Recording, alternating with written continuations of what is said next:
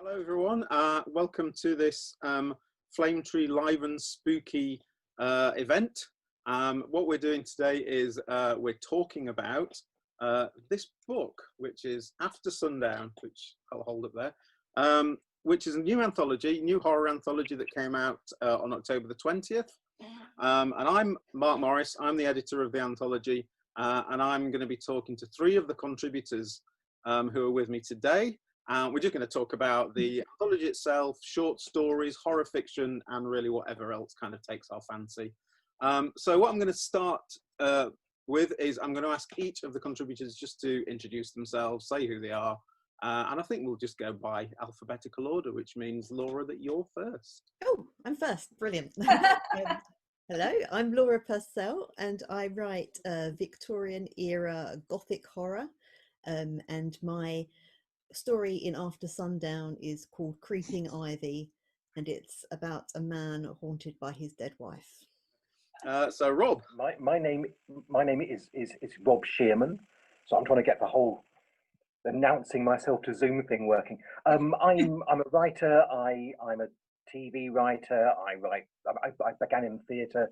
I sort of spend most of my time now writing kind of weird short stories, really, and I wrote a short story for this book, which is obviously why I'm here, and mine's about dentistry, 19th century dentistry, because why not, I thought. Why not? And Kaz. Hello, yeah, I'm Kaz, or otherwise known as CJ Tudor, and I write, I guess, horror thrillers, and my story is called Butterfly Island, and it's kind of set in a sort of a post-apocalyptic world where this ragtag group of survivors make their way to this rather strange deserted island known as Butterfly Island. And basically, not all of them make it, there's been to start with. And I know there's people being sacrificed and murdered and betrayal and something nasty lurking in the jungle, and all in 19 pages. Right, so I think the best thing to do, having all introduced ourselves, is just to kind of ask anyone, how are you all coping with lockdown, and its various repercussions since? Has it affected your work in any way? Has it changed the kinds of things you're writing? I won't kind of keep going around in alphabetical order, so if anyone wants to kind of start by just telling us how your lockdown experience has been, basically. Shall I go? Yeah. I rather weirdly have it sounds wrong to say I've enjoyed lockdown, because I know it's been really, really hard for a lot of people, and we're very fortunate where we live. You know, we're in the countryside, we've got a lot of outdoor space, which is great for our little girls. It's obviously very different if you're in an urban environment, you're stuck in a tiny flat with children. But from a writing perspective, actually what's been quite nice for me is I've been able to focus quite a lot on the writing, because quite often, I guess, all of us agree that writing isn't just sitting down and writing. Once you're lucky enough to be published, you often do a lot of traveling and promotion and all those sorts of things that go with, luckily being a published author. And actually it was quite nice although I love doing that and meeting other authors and readers and stuff, it was quite nice just to sort of be at home and just kind of like have to knuckle down and do the writing stuff. So in some respects, that was nice. It was a nice break and a chance to really just concentrate on the stuff that I love, which is writing. So it was, for me, in some ways, it was quite a good thing. Of course, there were aspects that weren't great, but I think we were very lucky, and I kind of quite enjoyed that thing about it. Yeah, and what about you, Rob? Because I know that part of your lockdown experience has been actually having COVID itself. Yeah, very early on. It's not been great. If I'm honest, I think I've spent the last 6 months virtually frozen in terms of creativity. I know a lot of writers I've met up with or spoken to have suddenly felt a sort of a strange purposelessness to it. It's difficult. I think the long COVID effect for me mostly is a sort of strange mental fog. I mean, my concentration span is not what it was, which is difficult. Difficulty also for me, I think, in part, is that annoyingly, I'm a writer of great ritual, and I generally write at the South Bank. I write at the National Theatre. I write at the Festival Hall. I use my home office for admin and later drafts, and all that's been closed. So I will sometimes go out and maybe walk 10 miles to my old writing grounds, knowing I can't get in, and sort of wanting to bash against the doors to let me in so I can do my first draft again. It's difficult because I need to find a new rhythm of how I actually do my working day. And it's very hard when actually you're depressed, which I am, I think unavoidably. So it's difficult. For me, it's been a real trial. I mean, I've been lucky in a way because I had a book come out at the beginning of COVID. So I think it looks like I've been quite busy, because that's always the sort of the really hilarious thing about writing, is people assume when something comes out that you just wrote it. But of course, that was at least 6 months to a year ago. So I feel in stasis, but I don't look as if I'm in stasis. I'm doing some stuff at the moment with talking about film and theatre, but because again, it's hard to tell whether or not quite how practically those things can be done. You end up doing an awful lot of Zoom meetings in which you're planning for something for 2022, 2023, and it's hard. It sort of makes you. The thing I love about writing is that it's just great to get out there and do it. And I'm suddenly finding that my brain is the enemy of me in that regard. Yeah, it's funny, that thing about people thinking you're productive, because I've actually had 4 books out this year. Yeah. One of them is a short story collection. They're stories that have been written mostly over the last 25 years or so, and of course this anthology, which I only wrote the introduction to and read everyone's stories and that kind of thing. But it just looks as though you're just kind of sitting there working away, and that people are just thinking, oh, it's just, it's easy for writers. They're just kind of, and I keep doing things because you tried, where it says to you that lack of productivity is not in itself a great crime. But it does feel that way. People have been always saying to me, well, just take the chance to relax and watch lots of movies. The problem is that I watched movies and I read books as a reward for my work. It's very hard. I think most of us operate on a level of guilt.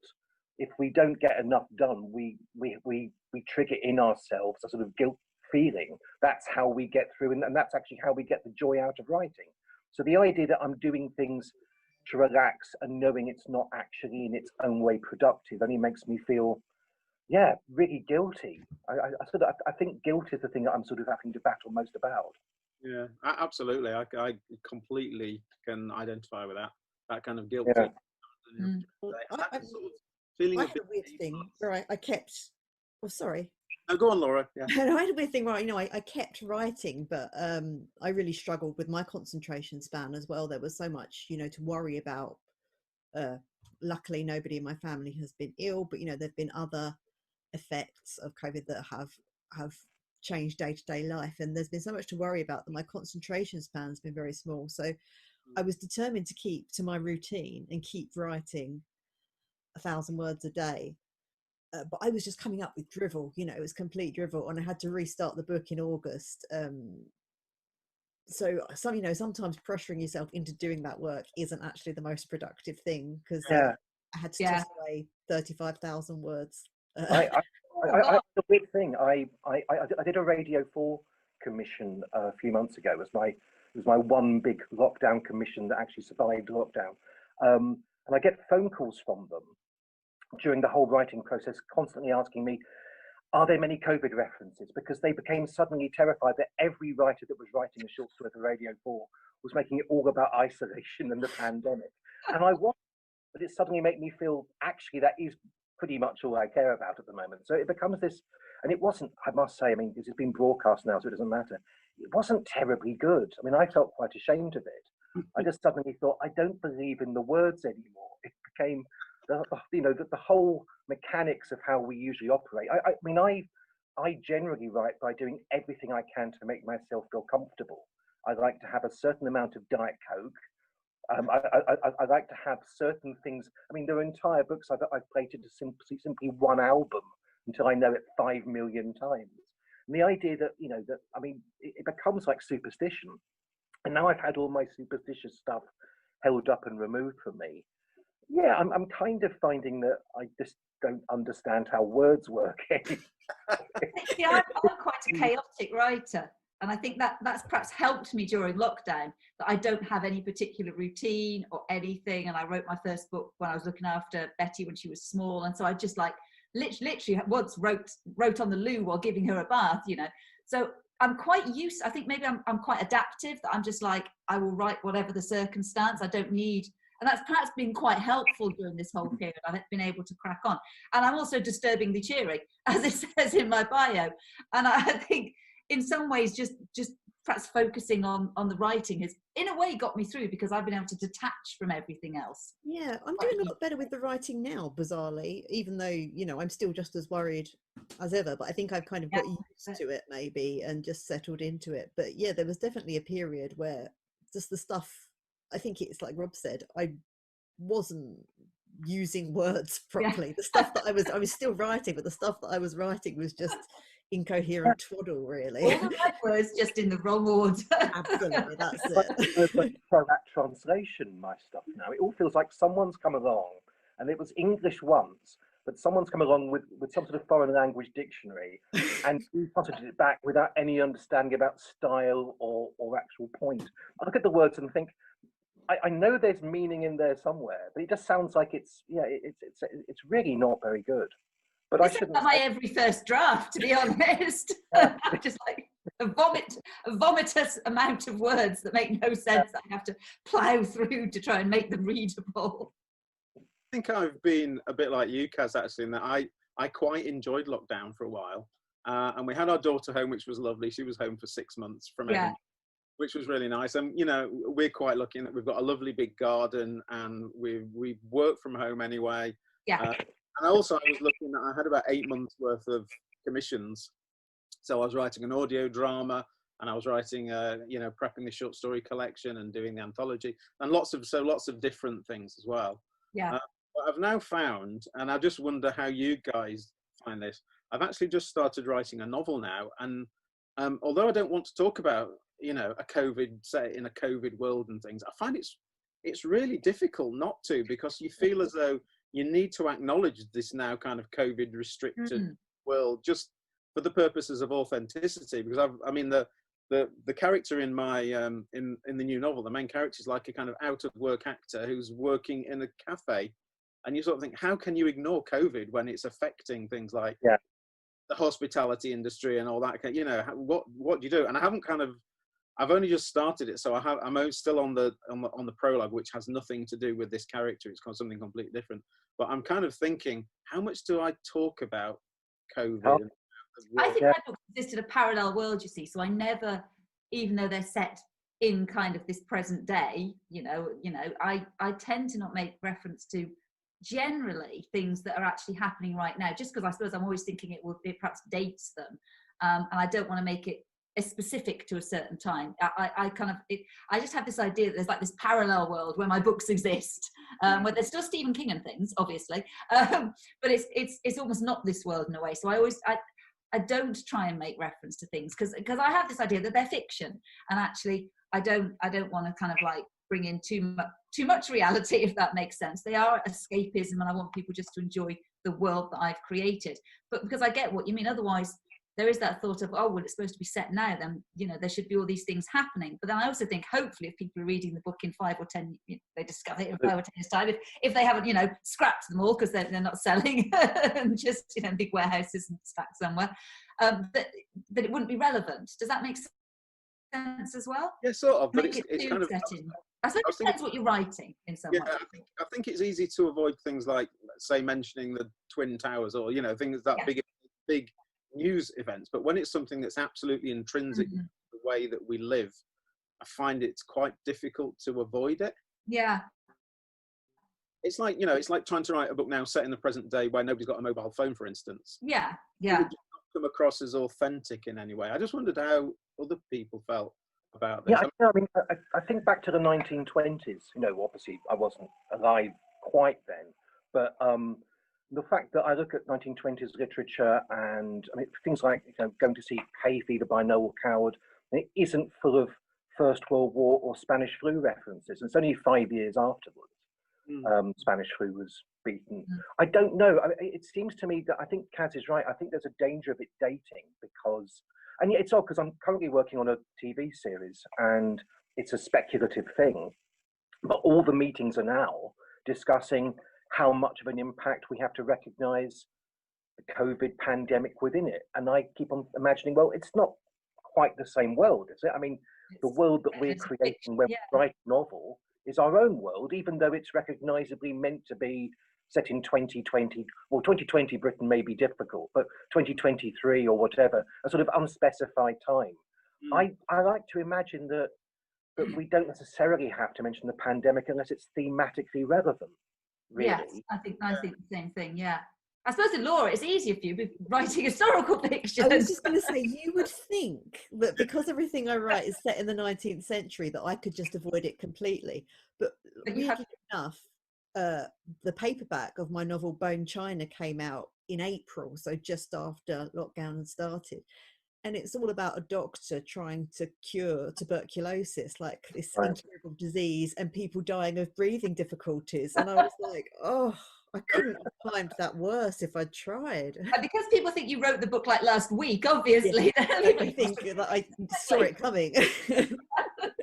So that was really weird. But yeah, I am quite lucky in the sense that I don't have to acknowledge it in what I'm writing now. But the book that I am writing now, although set in the 1800s, is set in a theatre, and that has, you know, affected me because I know how much theatres are suffering right now. It's kind of affected my treatment of the subject, and it stopped me doing a lot of good research trips to theatres that I was going to do, which is sad. Yeah, and I remember. Sorry, I was going to say, I remember talking to you, Laura, once about, and I think I asked you whether you'd ever considered setting a novel in like the, you know, the modern world. Yeah. And now with all this going on, I was thinking, I bet she's now, because you, and at the time I think you said, yeah, I think I might do at some point. I just thought, I bet she's just completely. I could set it in like the 90s or something, maybe. Yes, but I was going to say, the weird thing is, I started writing a book. Was it last year? Probably, yeah, last year sometime. And it was kind of a side project actually, because it wasn't, as my agent or whatever might say, quite the same genre as I write it. It was more of a more speculative fiction set in this sort of post-apocalyptic sort of world, but it was also still a mystery and a horror. And sort of the backdrop, although it wasn't really thematically the most important thing, was kind of this world devastated by some kind of virus that we never really know what it is. It was more of a backdrop than anything else. And I still sort of writing it on the hop, but now I'm a bit like thinking, oh God, is it going to seem like too much like leaping on the bandwagon of like COVID or a virus or something now? Because that wasn't my intention. It's not the main focus of the book. But like you say, it does kind of then out that way. Yeah, flicked on other things. Okay, let's move on. Start talking actually about anthologies and short stories, because you know, obviously that's why we're here, kind of. So what I wanted to one thing that I really love about the four of us getting together, and I was asked to choose the people on this panel. I chose them carefully because what I wanted to get were people from lots of different backgrounds. And obviously, you know, Laura, you've got your historical novels, and Kaz comes from a crime background, not crime background, obviously, but a crime background. A lot of dark secrets. They've let me out. Yeah. Rob's theatre and TV work, and Rob writes, I know, short stories predominantly anyway. So I kind of love the fact that with anthologies, you do get people from all sorts of different kind of genres and, you know, approaches and styles all coming together. But obviously, you know, anthologies, story collections, things like that, they're not as prevalent as they used to be, certainly in the mass market. Publishers are always telling us that they don't sell enough copies and that sort of thing. So what I really wanted to ask was, how important do you think short stories are in today's kind of novel-led fiction market, and what purpose do they serve that novels don't? I don't know who wants to start on this one. Who's got any immediate thoughts on this one? Well, I've got an immediate thought because originally I didn't like short stories. I never used to read many short stories, and I used to just think, why would you read a short story if you could read a novel? But I've recently, in the last few years, kind of been converted the other way through reading some really excellent short stories. And I think particularly, like we were saying, in lockdown with concentration spans, a short story can be really nice to kind of have a short burst of reading when you can't quite face an entire novel. But I think particularly with the horror genre, short stories are just perfect, because there's often lots of creepy ideas that can't be stretched into a novel, but they're like a wonderful screenshot of creepiness, and you can really work on building that atmosphere and that one concept of dread. So yeah, I've been converted to short stories. I think they're great now. I agree with exactly with what you said there about that idea. You can have this great idea that, like you say, it wouldn't expand to, you know, a full length novel, but you can really just concentrate on that one moment. And you can kind of, I used to love reading short stories actually when I grew up, because I read a lot of Stephen King, and he obviously would publish sort of his short stories and novellas as well. And I read a lot of just short stories and classic ghost stories and all that type of thing. So I always loved short stories and anthologies. And I love writing them because it's a completely different sort of skill and mindset to writing a novel as well. And I think you can have a lot of fun with it. I feel you can have more freedom bizarrely within a short story than you can within a full-length novel sometimes. Yeah. And it was a lot of fun, you know, doing the one for this anthology, because it's something that I couldn't really write as a novel, perhaps it's a slightly different genre, but it allowed me to kind of go a bit wild and go, great, it's a horror anthology. I can have fun with all these ideas that my editor would never let me get away with in a book. I can put in this short story. Yeah, I love them, yeah, to read and to write. Yeah, it's true that you can be far more experimental in short story. Yeah. And you can create a very strange, odd world that you probably can't really sustain over 80,000 words. And also I found, as a short story writer and as a novel writer, that in my novels, my publishers always want there to be some kind of proper resolution or even a happy ending. Yeah. Whereas in short fiction, you don't have to do that at all. I think that's the strength of them. I mean, short stories are my passion anyway, as you know. I fell in love with them to write them in my late 30s, quite late. It's pretty much all I've been doing for the last dozen years, and I've become and I think that they're so different from the novel form. I think they are intrinsically, I think structurally, they are about ambiguity. They are about the idea that because every word matters in a way that they don't with novels. Novels are largely about sometimes burying things so that you can, so that other bits can be more important than others. Whereas short stories, they have that sort of almost disquieting feel that every word probably may have a reason and you're not entirely sure why. So if you're writing a story which is about, I don't know, something going on in a cafe, and it's just these two people having an ordinary conversation, and yet you know this is the entire reason for these characters to exist, is this conversation in a cafe, it puts a strange warped importance upon everything that you're writing, which actually makes everything disquieting, whether or not it's a horror story. Everything in a short story feels a bit weirdly confrontational. And I just love playing with it. And I do find them, massively experimental. I mean, I'll mention later probably, but my new Maze book, which is 101 stories, all tighter than adventure feel. You can't do stuff with. Yeah, but it's that sort of way in which short stories can actually, I think, lend themselves really, really nicely to sort of a great playfulness, which I just really think is so much fun to do, and hopefully to read. I think, yeah, definitely. Yeah, but Rob, tell us about your collection now, because it is fascinating. Yeah, sorry, it feels like I was trying to plug. I'm not really.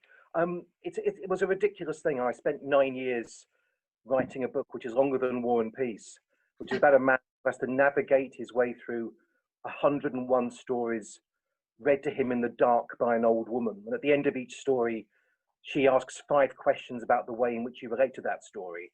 So you choose a path through all these conflicting stories of weirdness and horror and comedy, which read differently depending upon the order that you read them in. Wow. And yeah, it's trying to do a sort of modern day Arabian Nights as a choose your own adventure. I was just going to say choose your own adventure. Yeah, and it's brilliant. It comes in 3 volumes. It's here on the table, but it's so heavy I can't lift it up. It's about 1,800. It's 650,000 words. Oh my god! And and publishers. I was writing it for one fairly major publisher for the first few years, and they were very supportive all the way through. But they suddenly realised that there was no financial way they could do it. So it's now gone to PS Publishing, who've done and I want it to be a sort of a beautiful celebration of books. So it has pictures all the way through. It's meant to sort of echo childhood storybooks, but they're weird things, these stories, and it's fun, and it's like a game. I mean, what's fun about it since it came out is I go on Twitter and people post me what their maze paths are, because the idea also is that, and that's I think the joy of reading is that the odds against any single person reading the same path is about it's 1 to a number with 67 zeros at the end. So you're kind of aware that whatever time you read the book, the path you choose will be your own pathway through it. And again, it's just sort of trying to have fun with the short story format. I think mostly because short stories are traditionally seen as being a little bit fey and a little bit, well, it can't quite be a novel because the idea isn't strong enough.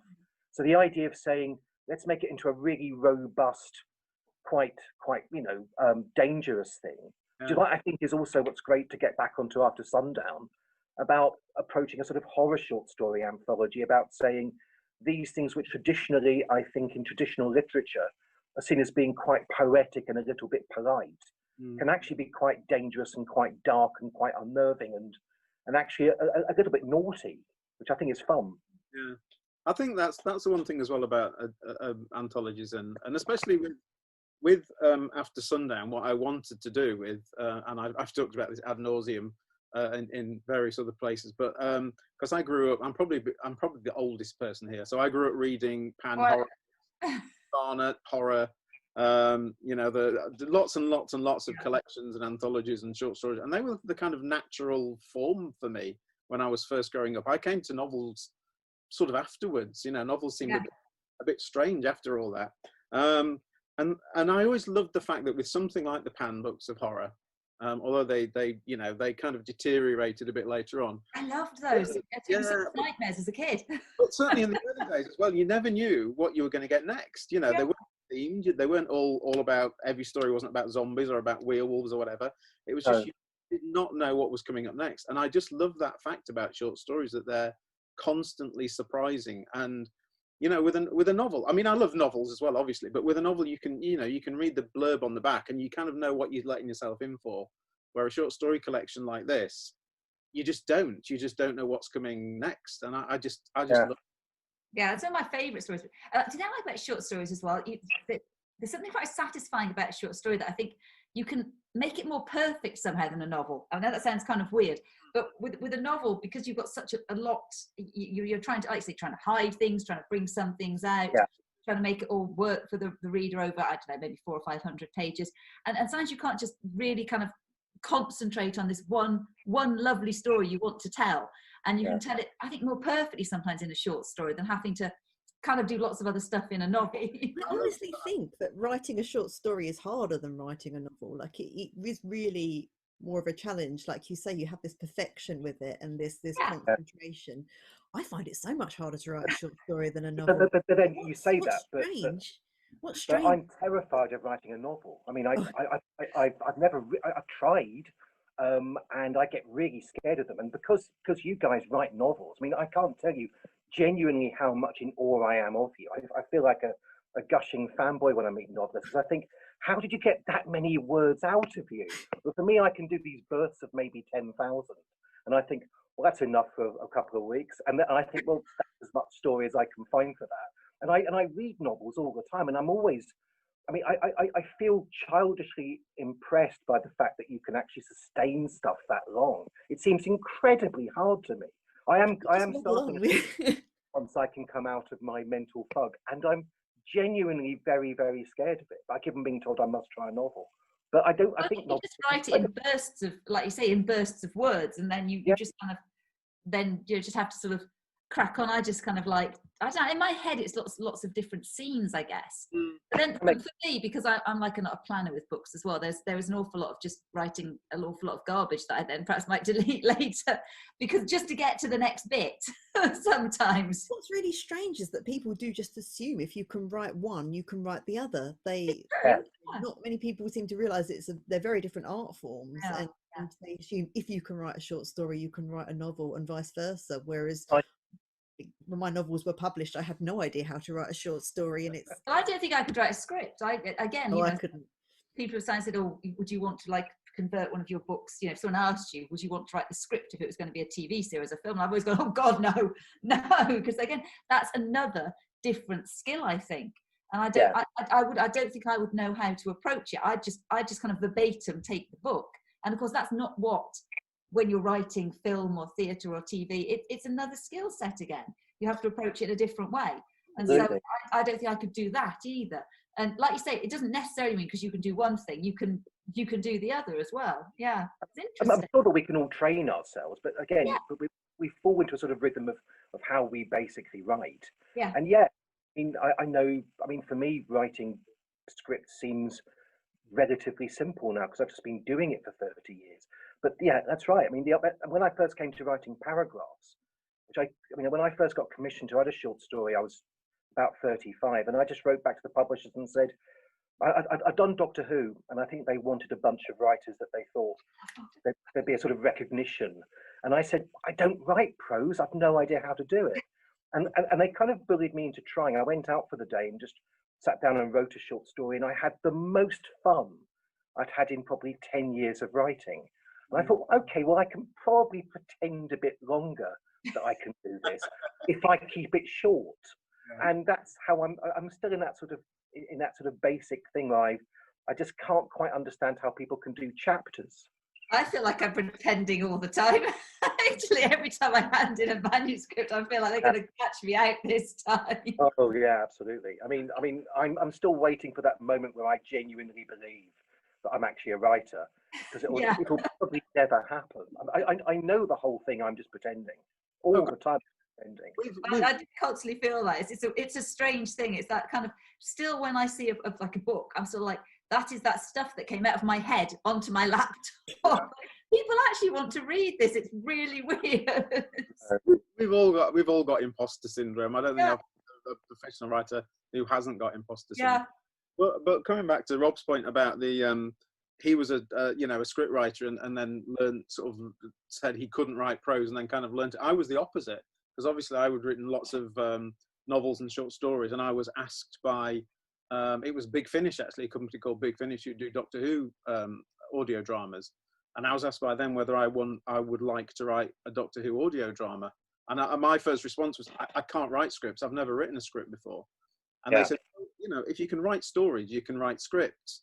And I wasn't convinced, but I've now written probably 10 or 15 scripts, and I feel as though I'm kind of gradually learning how to do it, gradually getting better. I think you are, frankly, let's face it, you are also, at the moment, I think you're picking up lots of awards for your scripts, aren't you? Yes. Well, therefore, you've obviously got the hang of it, I'd say. I had to point that out because you wouldn't. I do still feel like a bit of an imposter when it comes to script work, though. I feel like I'm not a proper script writer. Let's pull it back to short stories, and let's talk about who your own personal favourite short fiction writers are, and if you can maybe even name a few short stories that you love. Doesn't have to be by those particular writers, can be by completely different writers.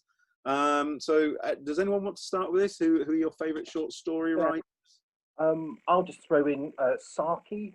I mean, when I was a teenager, I fell in love with Saki. H.H. Munro, who wrote these strange, they're halfway horror, halfway sort of early Noel Coward social comedy stuff, and they're amazing. And then I read Maupassant a lot when I was growing up, who is an extraordinary French writer who'd write these sort of bucolic countryside stories, but also was going mad. So he would also write these strange stories where he's being haunted by phantoms and things. And I really loved Roald Dahl when I was and I couldn't quite see that sort of barrier between his children's fiction and his rather strange adult fiction. I remember picking up a copy of one of his short story collections called Switch Bitch, which is entirely sex stories, and being kind of surprised, but not surprised enough. I just read Charlie and the Chocolate Factory and was going on to him discussing lots of very, very weird things. And it seemed to me that it was the same style, pretty much. I mean, I found it just as hypnotic to read. So, yeah, I mean, those are tremendous influences. And I think those writers are mean, I find them unputdownable as well. I mean, I just keep on gobbling them up whenever I read them. And all three of those writers, Rob, I think, I'm pretty sure have appeared in the Pan and Fontana books of horror stories at various times. Yeah, and yet they weren't characterised as horror writers. No, exactly. Yeah. Yeah. What about you, Laura? I think the person that really got me into short stories was Daphne du Maurier, because reading her short fiction like Don't Look Now and, you know, The Birds, all the classic ones, just really made me appreciate how good short fiction could be. But I also really enjoyed The Monkey's Paw. Is it WWJ? Oh, that's it. Yeah, it's one of my favourite short stories, actually. Mine too. It's always Great stayed story. with me. And It's a I classic, really, isn't it? And obviously it was the inspiration for Mr. King and Pet Sematary, and yeah, it's such a classic story. I loved that as I read it as a kid, and it just always stayed with me. Yeah. I think no matter how many times I read it, it's always good. And Yeah. is it The Hall? I think this was another, was it Maupassant you said, Rob? Yeah. The Hauler, Yes. did he The write Hauler. Yeah, I mean, that's a crazy story. that? I love it. It's great. It's so And I mad. think genuinely was written as he was going mad with, I think with syphilis. I think we can say the word syphilis. Why not? Yeah, I mean, I think because it's his diary, isn't it? It's a diary of a man who eventually just burns down his entire house and kills everybody because he's haunted by this imaginary person. God, it's good. It's such a good piece of writing. Yeah. So they're two of my big favourites. I was just trying to remember now, because there's another, and I can never, it's so terrible, I can't remember who writes short stories, who the stories are by. Another classic story of the man on a train who has the watch that he's given a watch that he has to. This sounds like one of these drunken conversations I have with my friends over. Do you remember that short story where he's given a watch and he can press the watch at any time if he wants to stop his life at the most perfect moment in his life? Somebody like Harlan Ellison or Ray Bradbury or some. Yes, and I can't remember terrible, isn't it? I can't remember the author. But of course, he never ends up pressing it, and because you would never ever find that perfect moment when you think this is the moment I'm going to press the watch, I can't remember who wrote it now, or even the title of it. This is how I go with a lot of things. I can't remember the title or the author, but it's a great story. It's another classic. It rings a big bell, I have to say, but I can't kind of bring it to mind either. I was going to say, Laura, about Daphne du Maurier. Echoes of the Macabre is a fantastic collection, and there's a story in there, Blue Lenses, which made a big impression on me when I was younger. It was a superb story. I'm so lucky because I've got a signed copy of that book. Oh, wow, really? Wow. It was a present from my husband, and it's like my most cherished possession. Oh, that's brilliant. It's an amazing collection, and I just really love her short fiction. I'm just in awe of her. But there's so much great stuff. I just suddenly thought, there's Sheridan Le Fanu, is it? I can never pronounce names, and I'm terrible with pronunciations. Honestly, I'm just awful. I can't pronounce my own name half the time. But also, M.R. James, short fiction, spooky fiction. There's so many. Classic fiction, classic stories that we often talk about, such as Daphne du Maurier's short stories. I think we talk about some of those stories and actually don't even know they're short stories, if that makes sense. If you talk about classic stories or classic writers, and you might reference some of those stories like Monkey's Paw or whatever, it's amazing how much classic stories are short stories. They're not novels, actually. A lot of the classic work we reference is actually a short story, and that's quite interesting, actually, I think, when you think about it. Yeah, I mean, The Birds is just a story, story. Yeah. Okay, so let's talk about how relevant do we think horror fiction or dark fiction, if you like, is in times of sort of national or international crisis? And are you, what's your reading like at the moment? Are you likely to pick up something like The Stand by Stephen King or The Road by Cormac McCarthy, or are you kind of looking for happier sort of fiction at the moment? Where are you all with all that kind of thing? I still read the same kind of stuff, actually. I still like reading dark fiction, dark twisty thrillers, mysteries, crime, sci-fi.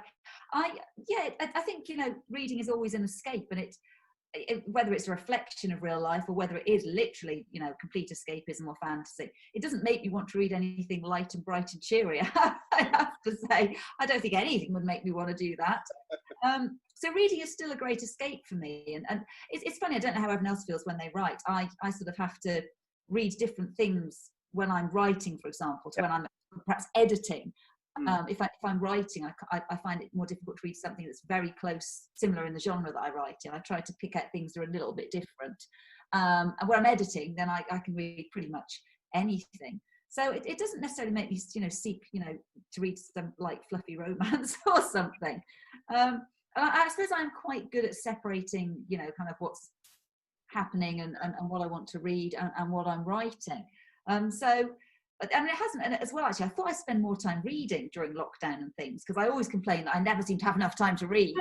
But actually, I have been probably writing more and still sort of squeezing in my reading in the evening, in between, some Betty having a tea and bedtime or something. Yeah. I've always loved a mix of fiction. This is the thing. So I've always read both very dark horror and fluffy romance. I like both. Oh, Laura, no.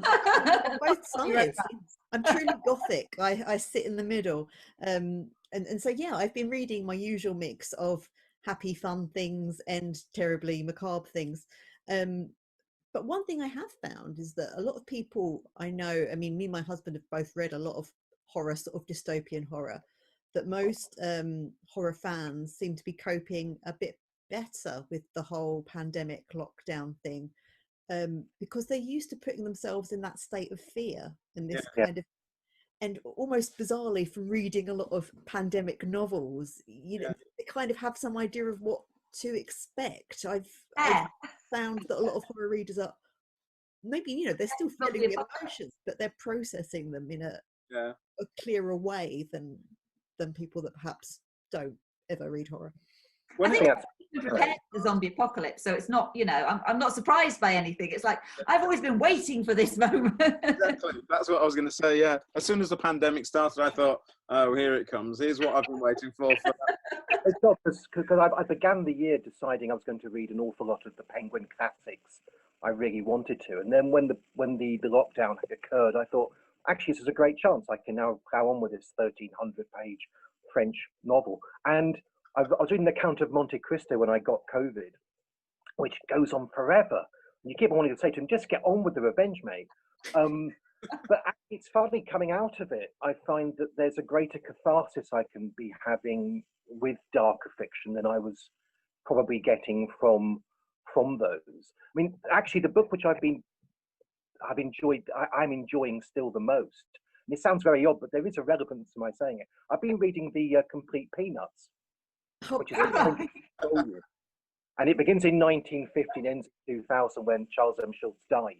After he didn't write quite as much as he had before, and he did one strip a day for 50 years, and it's actually a chronicle about depression. I know that sounds not very cheerful, but it's so obviously this daily work ethic of a man battling with his own neuroses. And you get these sudden moments where he just gets obsessed by pandemics.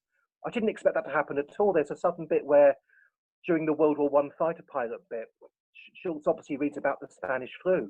And he's talking about all the people who died of the Spanish flu in the middle of these Peanuts cartoons. And I found that quite strange.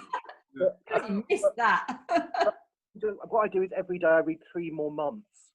And I'm now into 1995. I began in 1950.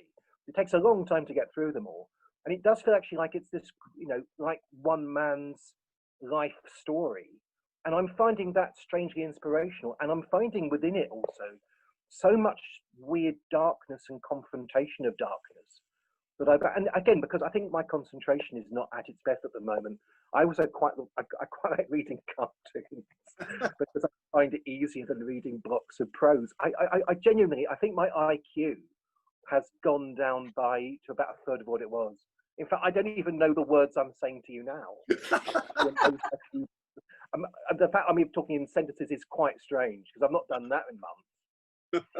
What I read during just recently actually was talking pandemics and zombie apocalypse and stuff was Paul Tremblay's Survivor Song, which is basically set in they don't say zombies, but it's people infected with like rabies like disease and so on, but it's very much that sort of type of post-apocalyptic type of novel, very fast paced and it was great. But what I really loved about it actually was that it had 2 female protagonists, 2 really strong female protagonists helping each other being friends, fighting against the odds. And I thought, do you know what, my goodness, do you know what I've really missed from books, perhaps over the last few years, is female characters working together, being friends, supporting each other, helping each other. Because it struck me there's just been a rash of books recently where women are kind of pitted against each other, and they're all, you know, secretly plotting against each other and hate each other or have a dark secret. And I thought, God, it's so nice, and annoyingly written by a man, but it's so nice to have a book with female protagonists who aren't like at each other's throats. They're actually genuine friends, and they're the heroes of the story. And I really liked about that. And it made me think that I want to read more fiction like that. You are soft, really. You like friendship, Kaz. You like friendship. I do. Well, because there are so many, it always seems to be like women doing unpleasant things to other women. You know, and I'm a bit past that. I want some female buddy fiction. That's what I want. Paul was very worried about that book coming out at this time, because that doesn't seem to have made any difference, you know. So Brilliant. Great. I think I described it as like a sort of one of those scenes in a film where you don't cut, the camera never cuts, because it's very emotional as well, but it's also really fast paced. So I devoured that in about a couple of nights, actually. It's great. It's on my TBR at the moment, so I'll probably be reading that in the next couple of months. I've read everything else by him, but I'd recommend them all, to be honest. Yeah. A Cabin at the End of the World is amazing. Just read them all. I know a lot of people seem to have had trouble reading during this time. Just they can't concentrate. I mean, I know, Rob, you're saying you found it hard to concentrate, but then you have had COVID, so that's probably a good... but I can't keep relying upon that. It could just be that I'm a bit thick. My wife's got a symptom because she got it as well from me, and she has hypernosmia now, which means that she can smell her own skin, and she's vegetarian, so she walks around all day and she can just smell meat because she smells her own body meat, and it disgusts her. And she's paranoid, of course, that she's just smelly, but she's not. It just means that she's come out, because we both lost taste and smell for a while, and when hers came back, it came back without any filters. And I think what the brain normally does, it's like the way that we don't normally see our own noses unless we choose to. The brain filters out what we just have in the background as a constant hum. And it's like the brain can't do that for her anymore. So she just smells herself all the time. Wow. Yeah, I don't know. Making its way into a short story. The idea of someone who just suddenly becomes totally aware at all times of their own presence. Yes. Really... So she's going mad, obviously, now. Well, guys, I'm afraid... Thank you. You gave me a great idea for a story you can say to her. I mean, she loves the fact that I'm using her own, growing insanity as a source of making money for myself. She's always delighted by that. Right, guys, I think we're pretty much out of time, but that seems like a fantastic note to end on, Rob. Yeah. Thank you very much. So I think I'd just like to say thanks to everybody for taking the time to come and chat today. And obviously we're here to promote this book, After Sundown, which I'll hold up again. So yeah, thank you everyone. If you want to just wave goodbye to all the people that are watching. Bye-bye, everybody. Bye. Enjoy the book.